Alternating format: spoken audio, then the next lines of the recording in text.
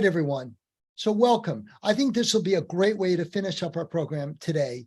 We've had two focus webinars that have been dealing with what I call more tactical issues, dealing with energy, EV charging, how to go about expanding your microgrid, your on-site energy storage and production. How do you tie that together with EV charging infrastructure expansion?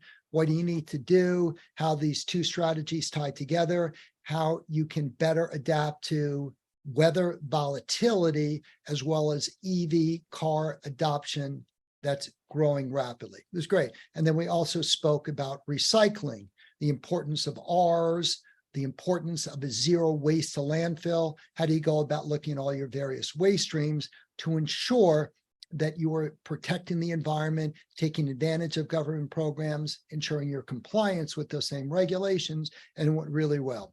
This final webinar is going to be a little bit different because when you hear about subjects like ESG, net zero, now we're talking about topics that relate more to reporting and administrative activities to some degree, less about operational tactical issues.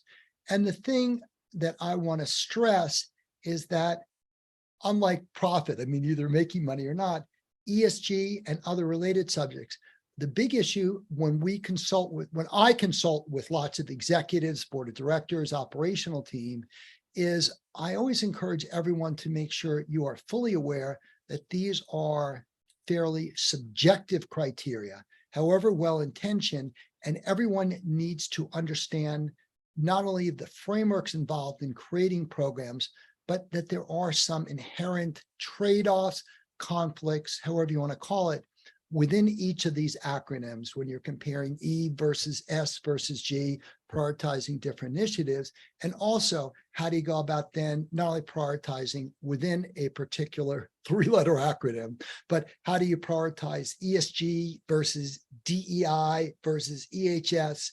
They're all notable, valuable initiatives, but you need to be aware of the trade-offs. And that's really the big theme that I want to stress here, and how we work with different organizations.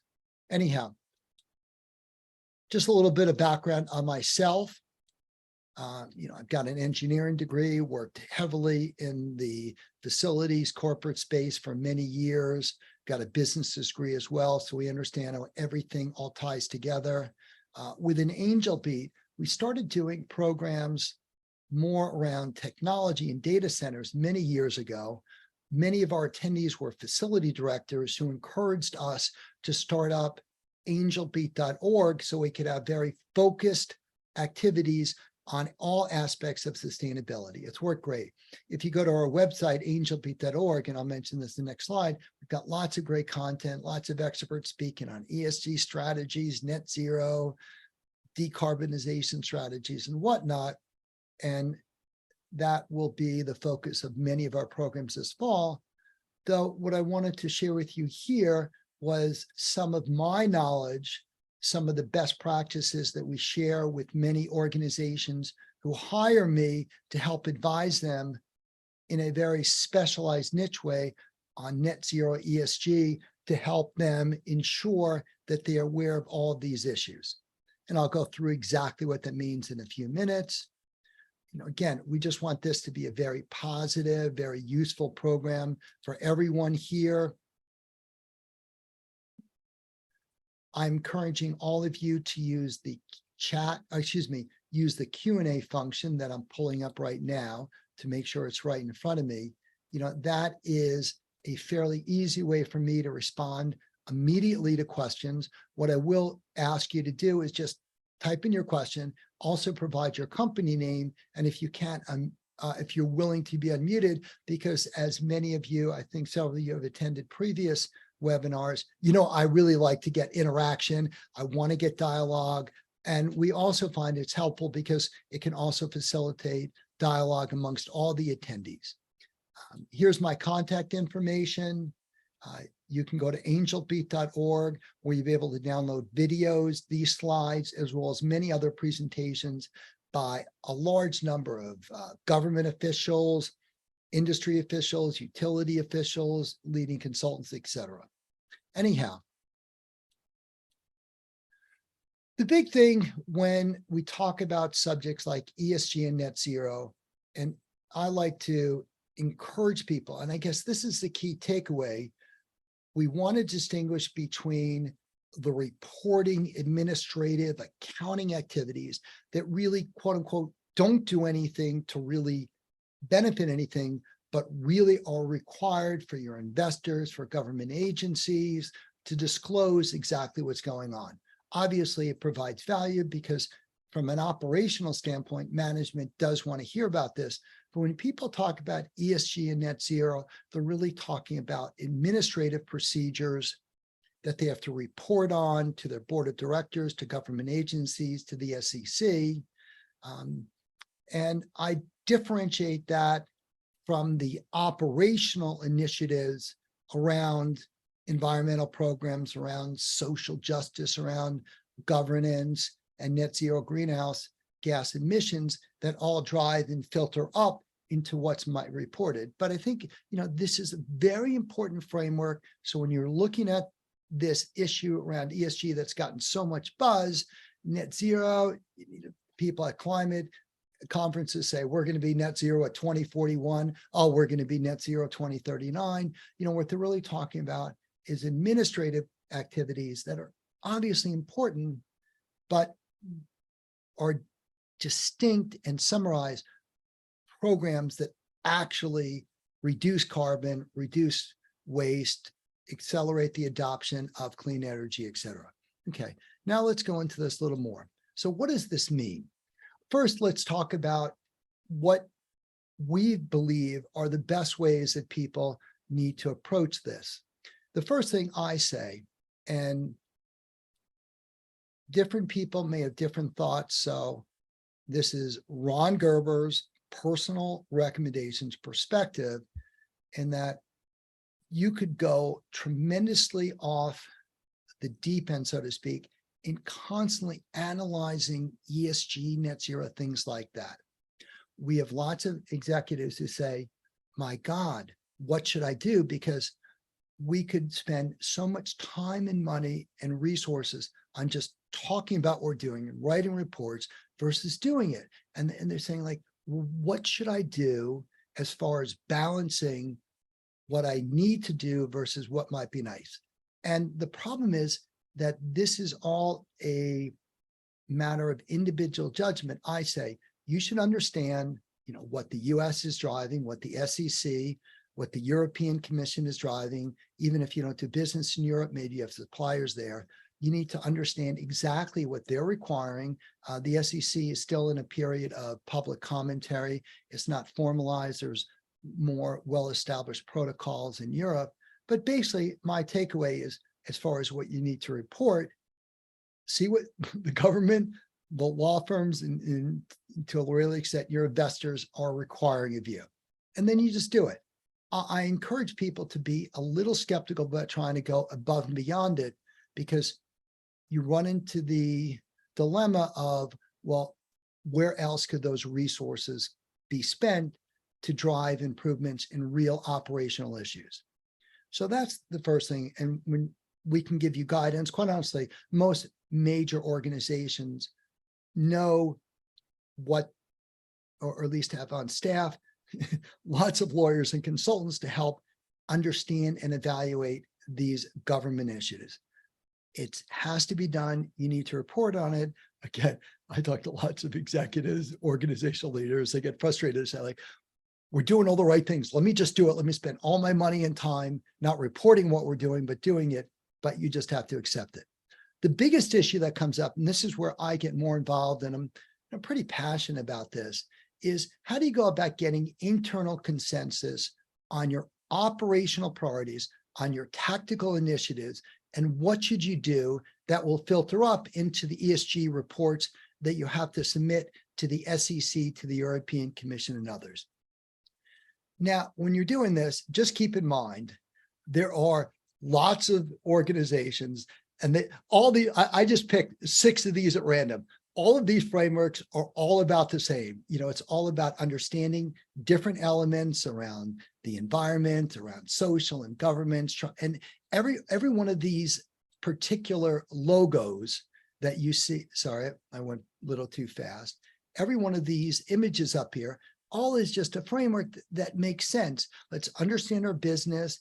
We want to do the right thing socially for our employees. We want to have correct governance, so we're not a dictatorship. We want to protect the environment. All of these are notable and laudable goals. And all of these framework simply encourage you to understand different elements as you're coming up with your organizational consensus, with your organizational strategy. I put this out here because there are lots of consultants that they have all these people creating all these pretty pictures, and it looks compelling, and it says, we can do it all. And I guess that's where I take issue with these, is that this is a world that's heavily gray when you're looking at doing things. And you could look now at the issue, because when you're comparing all of these, 3-letter acronyms that are all valid goals, the problem comes up. And this is the main thing. I'm almost constantly being asked to spend a day or two with organizations to be a devil's advocate, because there are conflicts and trade-offs within and across, again, these highly subjective criteria where different organizations could look at the same situation and adopt vastly different ESG policies, DEI policies, EHS, and they may consider themselves very positive in how they ranked in these areas, even though their programs may be much different. I always like to include things like, here's what some of the people said. Well, let me see if I get this right. If I'm looking at balancing, let's look at E, H, and S. So I really think that I'm concerned about a lot of our scope 3, scope 1 emissions, where I'm not really controlling them, but we're buying a lot of energy. There's someone who says our utility is very coal dependent right now. They're putting in place plans to transition, but that's what it is. So he's saying to me, well, if I really want to get a better rating on EHS, maybe what I should do is I should turn off the air conditioning in my plants, only turn it on at 80 degrees, not 68, thereby reducing significantly the amount of energy I'm buying from a coal-fired utility. And realistically, I don't think we are going to really damage the health of any of our employees or their health, though it will not be as enjoyable an environment. But we believe that reducing our impact or indirect usage of coal-fired energy is an overriding demand. Okay, that's a perfect example of another organization will say, that's ridiculous. How can you make employees work in 80-degree temperatures? That doesn't make sense. We see it as well, when you're looking at things like the environment versus social versus governance. We found in many of these things is you want to make your decisions to be very inclusive. But what does it mean to be inclusive? Again, it means different things to different people. Do you get everyone involved in the decision-making process? Is that appropriate? What is the right? Obviously, the governance does not mean that people don't take bribes, but what is the right composition of different levels of management, different departments? All of these things are a world of gray. And I think, again, the best example is, let me turn off air conditioning to avoid buying coal-fired power and make my employees pretty unhappy. And that, to me, is exactly the issue that's often overlooked when people look at things. They're all laudable goals, but there's a sense that you can have your cake and eat it too, and you just can't. And that's really the key takeaway. When I'm talking with companies, you can use all of these great methodologies, and they're all pretty much the same thing. They're asking you to consider different stakeholders, employees, track different metrics. Let's make you understand it. All of this is good. The problem is what these frameworks don't tell you is you can't do it all, and you have to balance between E versus S versus G, et cetera. And that's my biggest fault with all this. Plus, every organization evaluates their ratings differently, and with no consistency with all these being subjective, you just have to be aware of this. That's why, I encourage everyone to really focus on disclosing whatever the company is required to legally in government, but at the same time, be very transparent in your decision-making process. So even if people disagree with it, they're fully aware of what you're doing. I also want to point out there are very real unintended consequences from pursuing laudable goals that many organizations still try and pursue. And again, my takeaway is not, you obviously have to do your ESG reporting, especially large. You have to promote this, but you just need to be aware as you're doing things to look at things from multiple perspectives and don't assume you could do it all. So I have a couple of things here that I just like to showcase, and I'll share with you some examples. And I'll talk about two companies, Bud Light and Target. Bud Light used to be the best-selling beer in the United States. They've lost 5-10% market share.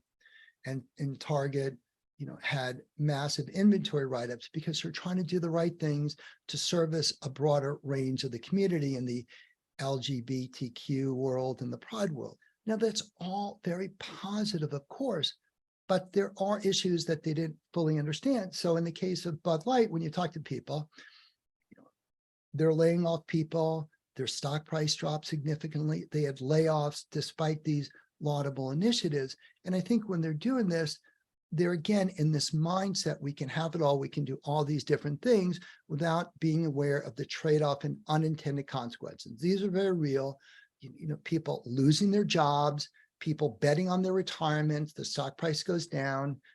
And again, a lot of these things aren't directly tied to financial issues, but when you pursue laudable initiatives that have real impact on people's retirement and real negative impacts, if you look at the S in the ESG, it needs to be part of a mindset that has to play devil's advocate to a much greater degree.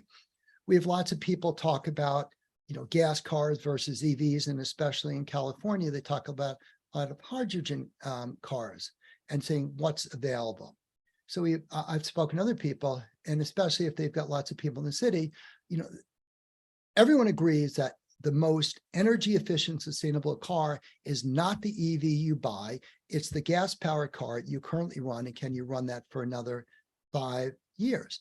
And there are different people or organizations when they're trying to debate, well, I guess it makes sense we should install EV charging for employees. It makes sense.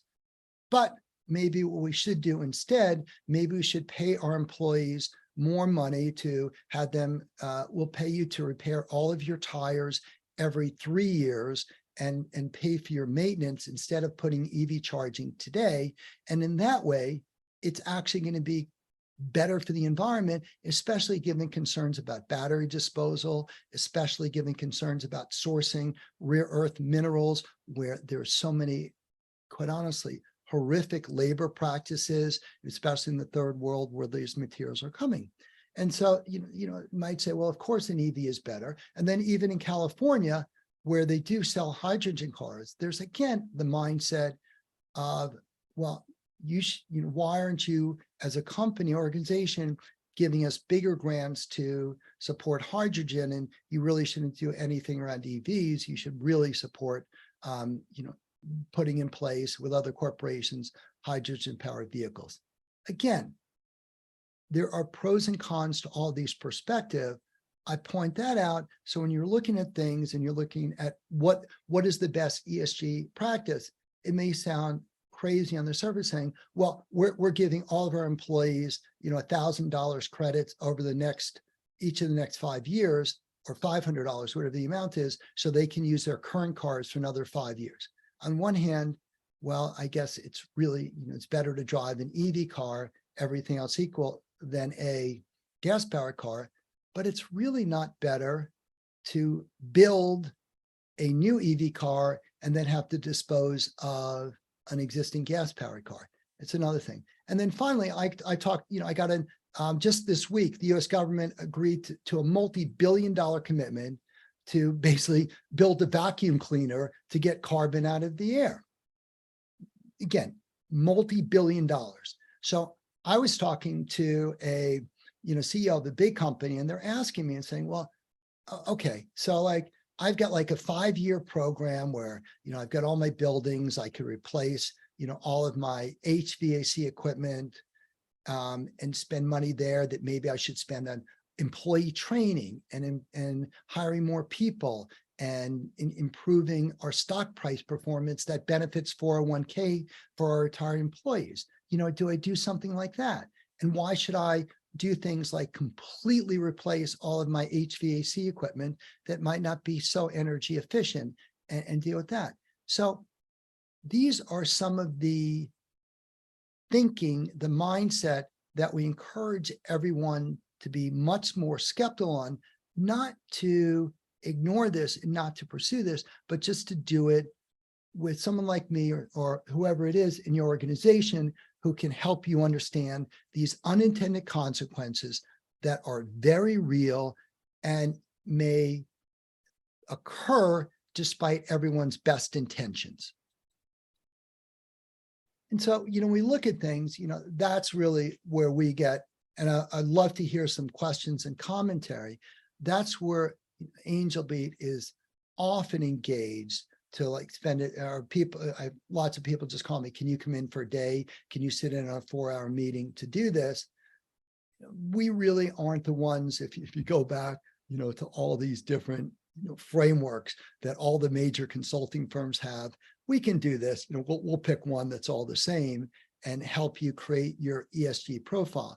What happens more and more is we're the ones who come in, and then it's up to me to poke not holes, but to encourage people to understand that as you're pursuing all these notable goals, there is no common criteria. So an ESG rating of 80 at one company is not the same as an 80 rating on a scale, let's say from 0 to 100 at another company, because all of this can be manipulated based on what your priority is as you prioritize E versus S versus G, or maybe, I need to prioritize E, H, and S and not so much D, E, and I.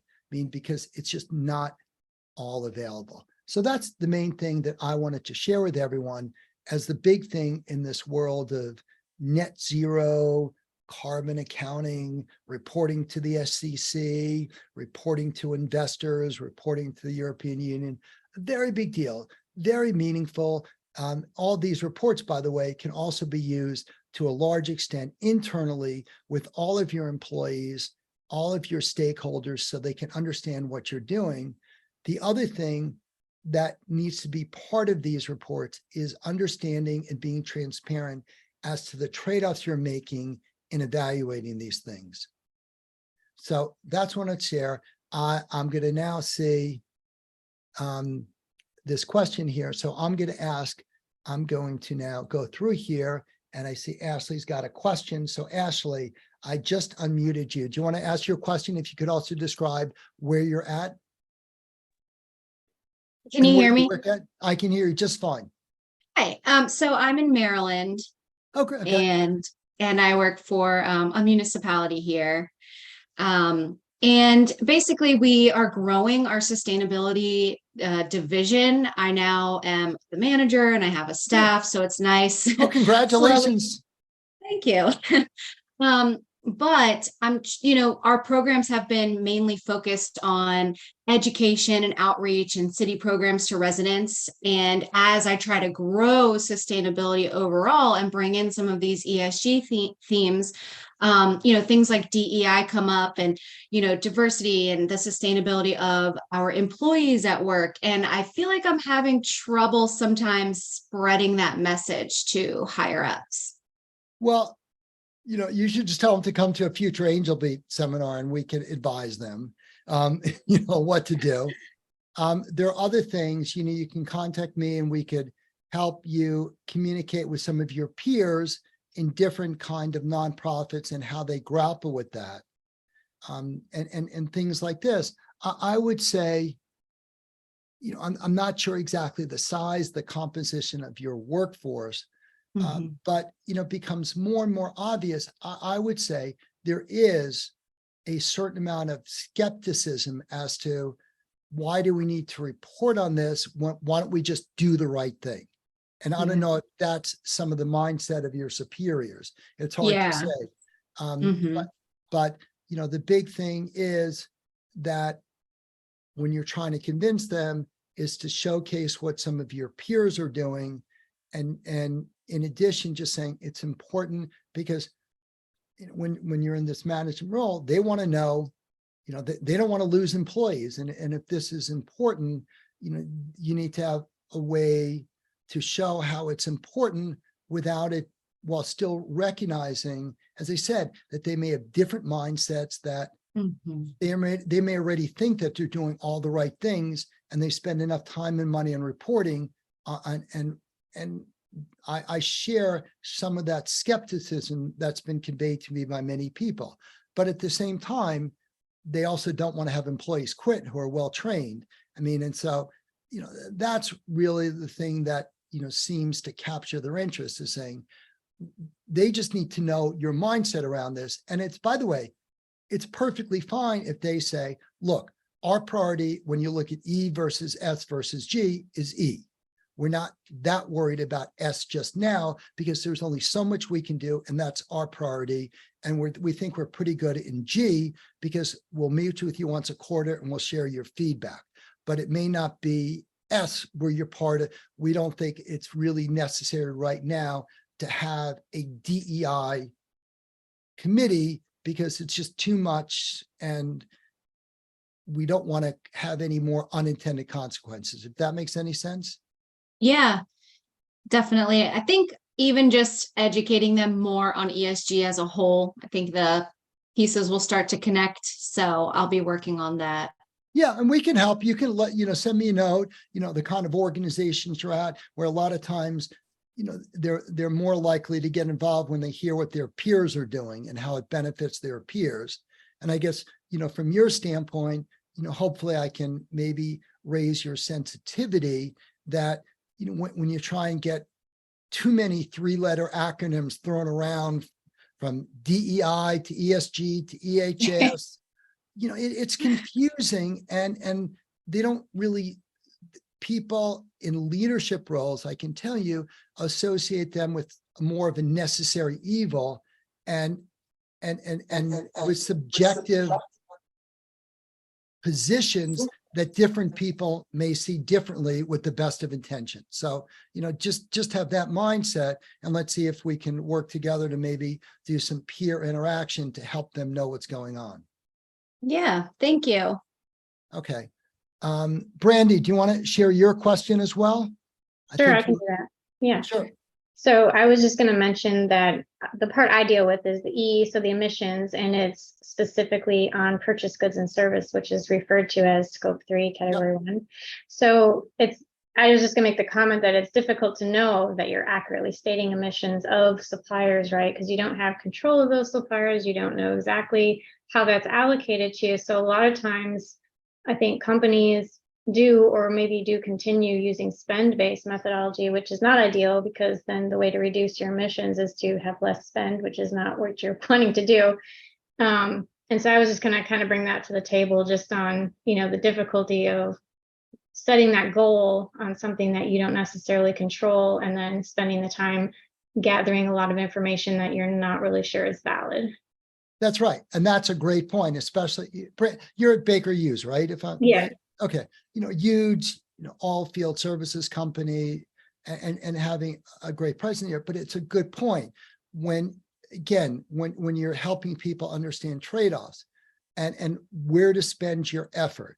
Like I said, if you go back to my first point, when people are coming up with net zero ESG high-level corporate strategies, you want to again distinguish what kind of analysis you do. And if you go back to my first comment, I said, you should just focus on what the SEC and the government's required to do, because the more you try and do a little bit more, you could go through a rabbit hole, and trying to then be accountable for scope 3 emission from suppliers is very tricky. I see that a lot. And in addition to helping understand this trade-offs, that especially large companies like Baker Hughes say, we can influence what our suppliers are doing through our purchasing and helping and look at their operations directly in terms of where we spend our money and who seems to be the best by looking at what they're publicly disclosing. But we hear, on a related note, we hear about not just scope 3 when people are buying carbon credits. Like on a related note, there's all these methodologies where you can't go to zero emissions per se in your operations, but to get to net zero, you can buy carbon credits if you're helping fund some initiative in the Amazon rainforest or something like that. I mean, there's a huge bazillion-dollar industry supporting that. And I talk to, again, a lot of these executives who hire me from my maybe, somewhat cynical, but I think pretty accurate view. And they're going, Ron, why am I doing this? I know like there's these theoretical accounting bases. Why don't I spend like these millions of dollars just making my plants better, giving my employees credit to keep their cars longer or buy EVs or give them a little credit to put an EV charger in their home, any of these things, replace all of our HVAC equipment, try and put in solar panels on every building so we could reduce our dependence on coal-fired utility power. I mean, that's a good thing. I mean, scope 3 gets a lot of interest, but it's highly variable and, you really, and there is just no accurate data. And also you just need to keep in mind that when you're looking at ESG, some people may prioritize scope 3. Other people, in looking at the same company in ESG, another manager may give it no weighting and still think they're doing the right thing. So there's lots of variability.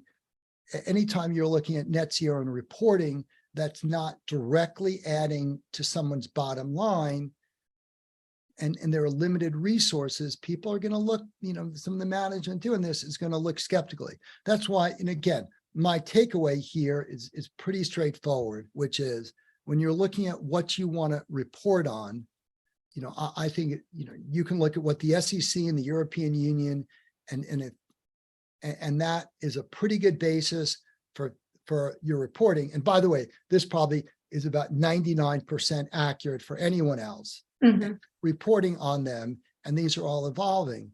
But I am more than a little skeptical of trying to go above and beyond that, because you may go down a rabbit hole. There may be lots of scope 3 data that could be garbage in and garbage out. And beyond that, there's just too much subjectivity in everything going on in all of these areas. There's no consistent ratings. Again, like I talk to a lot of, again, if I look at the private sector, they go, I can understand profit and loss. It's one number. I can compare myself to my peers. I know what we need to do, and I can make those trade-offs. With all this ESG, there is not a common ESG ranking of companies because, different people, different organizations who rank companies can all rank them very differently. Yep. And again, there are real unintended consequences when you pursue activities that would seemingly get you a higher ESG rating. On certain respects, well, you did this right, but now, was your governance wrong? I mean, how do you incorporate having to lay off people and having their retirement accounts for people who are betting on that to retire on? How do you evaluate the impact of that in an ESG framework? And there's not an easy answer, but that's why I encourage everyone just to think skeptically about what you're doing, absolutely pursue all these activities and the reporting as driven by government entities, and then make sure you rely upon someone like me or someone else who's going to be highly skeptical and knowledgeable and understand that everyone's got the right best intentions, but to avoid unintended consequences and to make sure you are going in ahead of the time and understanding there are lots of trade-offs and lots of weighting between E versus S versus G versus, then you've got social versus safety, and, all like the E and all these functions are all different. This is the environment, and this is employees, this is emissions, this is S for safety, this is S for social. I mean, you can't do everything. And that's really my key takeaway. And we're glad to help. And I hope people appreciated this perspective, knowing that you've got, that's where we come in a lot of times. Baker Hughes or someone gets their big fancy ESG report, and then they give it to me, and then I poke holes at it. But in the real sense, so everyone's aware of these things, and you don't get blindsided, as unfortunately the folks at Target and Bud Light did in communicating their approach and their strategy. These are all initiatives they did as part of their ESG, and I'm not sure, maybe they'd still decide to do it, but they would know in advance what their trade-offs are to make a more informed decision. Just like, when they're looking at things, especially in California, why are we promoting EVs versus hydrogen cars versus providing incentives for our current employees to run their existing cars 5 years longer? And by that time, they can buy an EV that was made 100% in the US, where US employment laws could then ensure that lithium that's mined in North Carolina or a US facility doesn't have all the rampant labor mistreatment that absolutely goes on when they're mining lithium and other rare earth minerals in third world countries. So, I mean, again, it's all there. This is, maybe that's why Angelbeat's got the gray color here, is everything's gray, and we're glad to help. And thank you all. Does anyone have any other questions? We're going to have a lot more content in the fall, many more subject matter experts, but I just wanted to take this time to share my own personal perspective on these important issues. We're glad to help, either making introductions to other nonprofits to help accelerate the decision-making, and just as importantly, that everyone's making the right decisions with the right knowledge and the right approach. So to the greatest extent possible, none of you have to suffer from any unintended consequences from pursuing programs with the best of intentions. That is my spiel. Does anyone else have anything else? Other than, I'm going to encourage you to stay warm, stay safe. It's a world where sustainability is critically important. You see the tragedy in Lahaina and Maui. Last year, it was wildfires destroying the West Coast. This year, it's wildfires destroying Hawaii, Canada, and creating massive problems throughout the United States. It's an incredibly interconnected sustainability ecosystem and planet. There are no clear-cut answers, despite what people will tell you. And with limited resources, albeit still substantial resources here, make sure that you're looking at things with a skeptical eye, so all of your operational programs are aligned with what everyone thinks is the best use of your energy, knowing that different people will make completely different decisions. And I hope this is helpful. Oh, Claudia has a question. So Claudia from the Monterey Peninsula, let me see what you've got to say. I just unmuted you. Sure. Thanks so much, Ron. This is really great information. And I was wondering from you where you see corporate social responsibility statements coming into the mix. And again, for transparency's sake, wanting to ensure that there is that opportunity to be held accountable for everything that is happening around environmental social governance. And so do you, from your experience, suggest that entities also develop corporate social responsibility statements in order to have more of that transparency and accountability? Well, see what I'm just doing here in real time. Now we have I should have, that's what's good about having knowledgeable people. Now we have our 5th 3-letter acronym here. As yet, Claudia, can you see that? I can. Thanks for adding that there. I mean, and again, that is yet another aspect of corporate social responsibility and how that comes into play. This is a tricky question, but where does CSR come into play? I liken it, when you look at all of these methodologies, I guess it's all a question of what buzzword or what 3-letter acronym you want to drive everything. I'd sort of, from my perspective, ESG seems like the main 3-letter acronym that people are more focused on, if you know what I mean. And so let's say, how does corporate social responsibility in this realm, fit within, I don't know if it goes under S or if it goes under governance. This is where, and it's a good point, they have different implications, but, isn't corporate social responsibility part of corporate governance? Or is that part of your social programs, which are a little different around diversity? I can just tell you that's just another level of complexity.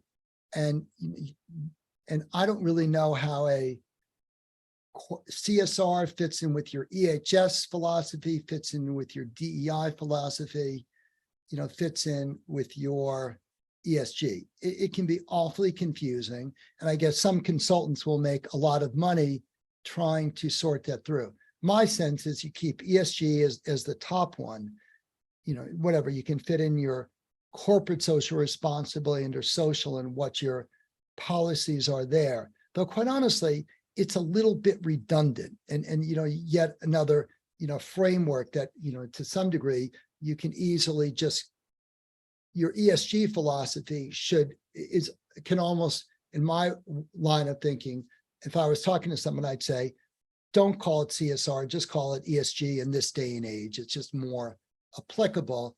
And a lot of the concept of corporate social responsibility really fall in the realm of social, of which I would put D, E, and I within the realm of social as well. Because when you look at this, this is when you look at most of these frameworks and you read the fine print, that's where they're talking about all things like diversity, inclusion, things like that. And again, I'm not sure at your organization, I might say, look, we're going to treat people fairly. You have to be aware that, what's inclusionary for one socioeconomic group may feel exclusionary to another one. Is the pot a fixed pot where if someone wins, someone loses? I don't really know, Claudia, but I would try and minimize all of these 3-letter acronyms, make ESG your top priority, have topics like CSR and DEI fall within the realm of your S philosophy in ESG, and then see where it all comes out. Does that make any sense? Yeah, that's really helpful. I think what I'm hearing you say is ESGs are more of the accepted terminology, and rather than focusing on these different buzzwords, stick with what is now becoming an industry standard, and that's what ESG is seeming, and that framework is seeming to become. So I really appreciate you just specifying the simplicity and just sticking with ESGs, forgetting CSRs, and having everything fall under that big umbrella. Yeah, I mean, otherwise you're just going to lose interest. And then you have to recognize that, you're part of the Monterey Peninsula, right? Correct? I mean, the aquarium, is that right? Yeah, Monterey Bay Aquarium. Got it. And like I have friends of mine who work at SeaWorld. Maybe their approach on ESG is different from yours, being a corporate entity. I think is your aquarium more of a nonprofit as opposed to SeaWorld? We are a nonprofit, yeah, 501c3. Got it. So, that's a good, case in point. I'm sure their philosophy may sound similar on the surface, but may have very different ones. But that's the way I would convey it to your management. I try and, I don't want to say get rid of CSR, get rid of DEI, but you get to a point where when you want, like, if you remember one of the original comments here, how do you get people to buy in? It starts reeking of consultant buzzwords, and you lose sight of, we just want to do the right things. We want to evaluate these different issues. I mean, again, DEI, it's gotten some buzz. It goes under S. CSR goes under S. People still have EHS, which was, but that's when you're talking about employee, in the environment and health and safety, EHS goes under the E of environment, if you know what I'm saying. So you start getting rid of this. And I think it's helpful then for management and executives to sort of say, okay, now let's focus on what our priorities are. And what we decide at Monterey could be very different from SeaWorld or another group, but we're okay with that. We'll explain what we're doing. We'll disclose whatever we have to. And then we're not going to worry so much about all these different buzzwords. We'll focus on doing the right things operationally that'll trickle upwards. And this is how we rate ourselves. That's where I sort of come out, Claudia. Great. Thank you so much for all of that. I really appreciate it. Sure. All right. I'm glad it was useful. Before we finish this off, does anyone have any other additional questions? You can always contact me. Always glad to help. As I said, the main thing that we do with ESG isn't so much writing these complicated reports, all this in-depth. The main thing that we do that people help is just provide this perspective on trying to simplify everyone's mindset, understanding trade-offs, understanding that different leaders of the same organization may come up with completely different priorities and still consider themselves getting 100 rating on an ESG score, even when they pursue completely contrary programs, because it is all gray, it is all subjective, it is nothing like net income or the number of people who come to the Monterey Aquarium every year. Those are quantifiable numbers that there's no ambiguity. ESG and all these other three-letter acronyms are all subjective ratings that organizations may have some skepticism on. So if you could simplify the framework and get everyone to buy into what you're going to do operationally, and then you don't worry about frameworks, you worry about what we're doing, and then you disclose to people, look, you could disagree with how we made a trade-off. If you go back to my initial comment, you could disagree, and we may rethink this, that maybe it wasn't the right decision to increase the temperature in our factories to 80 degrees so we could stop buying coal-fired power. But we thought that was the right decision, and maybe we'll change in the future. It's all that clear disclosure so people know your mindset with a simplified approach, and that's what seems to work well. Anyhow, unless people have questions, I hope you found this commentary enjoyable. We'll have all these presentations available on the website. Let me know if there's anything we can do to help guide you in this, and we'll look forward to seeing you in the fall. Other than that, stay cool.